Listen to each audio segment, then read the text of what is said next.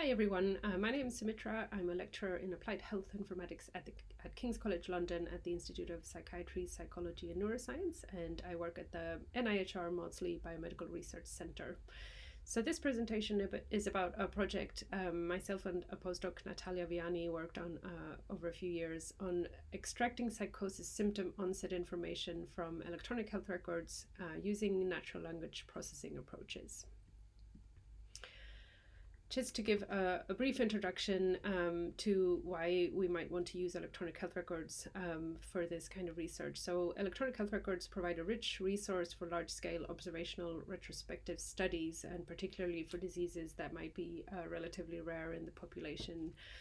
In electronic health records, and particularly in mental health care, a large amount of the clinically important information, such as symptom onset, is documented only as free text and not as structured fields or codes. So this is where natural language processing approaches are needed and very useful. So just to give an example of how this type of information related to onset of symptom might be documented in the clinical setting. So if a patient is seen by health services, there will be a lot of different types of documentation for each of these patients throughout their healthcare progress in a center. So the clinician might write daily notes. There might be structured assessment situations where a form is filled in. There might be more comprehensive assessment situations where a longer documentation is done, and all of this might change and add over time. So particularly for symptom onset, which is an important variable to understand how and when to initiate treatments, this information is typically assessed early on in a patient's situation in clinics and documented by clinicians in different ways and in different situations. So as a few examples here, it could be documented as she describes hallucinations started in her teens and they worsened last year. It could be things like the parents reporting symptoms that started in high school. Then there was a comprehensive assessment from a certain date, like the 13th of March, that revealed something, or a report like he claims he hears voices of people. He was diagnosed in 2012. So as you can see here in these made-up examples, the symptoms might be reported in different ways, different granularities, so specific symptoms like hallucinations or just vaguely symptoms broadly. And particularly challenging is the time information on when this onset was. So in the first example, it's in her teens, which is a range of years. High school would require knowledge about when the patient was born and when high school would then have happened. Or in the third example, that there was a particular diagnosis in a particular year, but the symptoms themselves might have started sooner. So in this project, we've used data from the South London and Maudsley Biomedical Research Centre case register, CRIS. This is a resource with fully de-identified clinical records that have been made available under a strict governance regulation procedure. And so these are all of the notes and all of the documentation done within the South London and Maudsley Hospital Services, which covers 4 boroughs in south of London and covers a big population.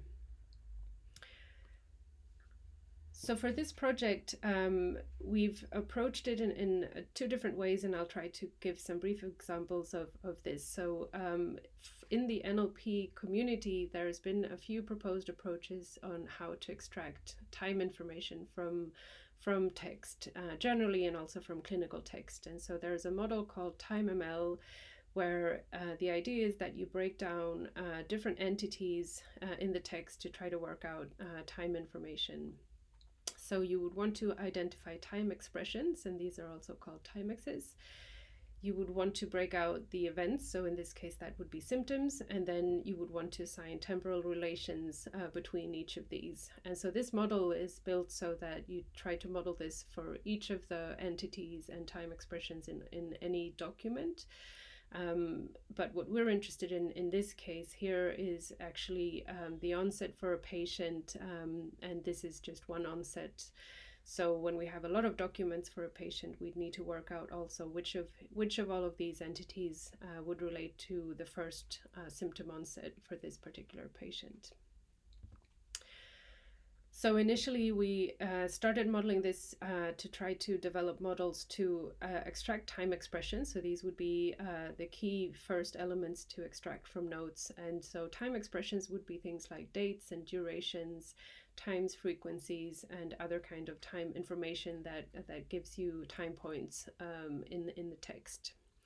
So we've annotated a lot of clinical documents trying to create a gold standard, understanding the distribution of these time expressions in our notes. And what we realized was that the previous Timex models did not include age information as an entity of time, which we've added in this case because it's really relevant for onset information. And as you can see in the graph here, dates are by far the most common time expressions in clinical notes, but there was actually also quite a few age-related expressions which were important to capture. We've adapted a few existing NLP tools to try to automate this extraction from clinical notes. So there's two major NLP systems out there developed for generic text. One is called Symptom, developed off of Stanford NLP group, and another one called Time. So we've used these and compared these to develop an algorithm that works well on our clinical notes from the CRIS database. The other key element for this particular problem is to extract the symptoms or the events of interest for the onset. And so what we did in this project was to define some specific keywords related to psychosis symptoms, things like hallucinations or delusions. And what we did was to try to extend this list of keywords using embedding models. So these are models that try to generate language representations that are a bit broader than just keywords. So we ended up with a list of 133 keywords relevant to psychosis symptoms. And then finally, as in the TimeML model, we annotated temporal links or T-links where we pre-annotated these symptom keywords and time expressions and asked our annotators to link these together to anchor each time there is a symptom and a time expression. Do they link in time? So one of the problems with this approach was we realized there's a lot of time information in all of these notes that's not necessarily relevant to symptom onset. So we've decided to approach this a little bit differently in the end. And so we've developed an approach that's quite layered, but what we've done is to try to identify relevant documents for each of the patients in this database by filtering out documents that are unlikely to contain any onset information.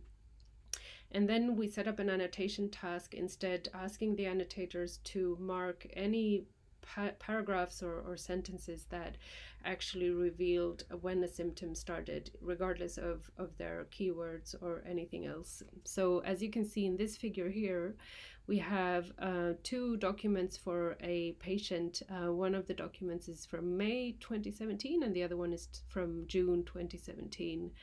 And in the first document, you have a different time references. So you have this experience began in 2005 and then more severe from November 2016. And then in the same document, he received a diagnosis of paranoid schizophrenia in 2008. So from this, we know that there is a symptom reference from 2005 and then also a diagnosis from 2008.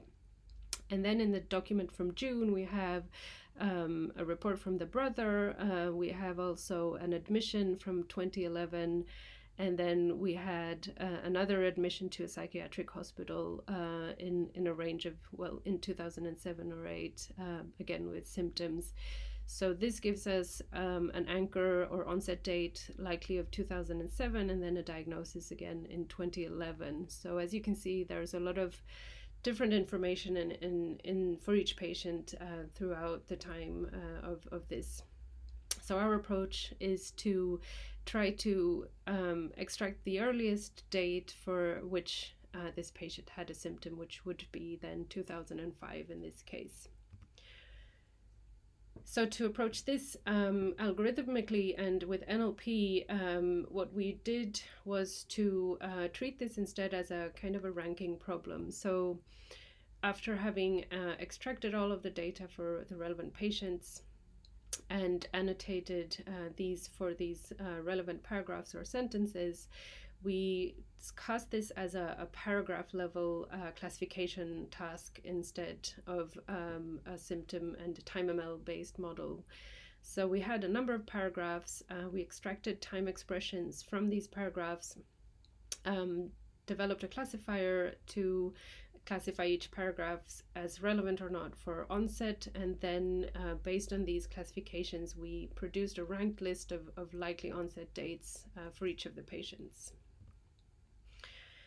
So this approach, of course, is a bit involved, but it gives us a better sense of the disparate kind of information that can be there for each of these patients. And just as an example of some preliminary results, because we ranked these likely dates, there might be, the algorithm might produce the likeliest date within the top 3 results or the top 5. So what you see here is that we're getting about 70% of these, or even a little bit more, predictions right within the top 5 ranked produced likely dates.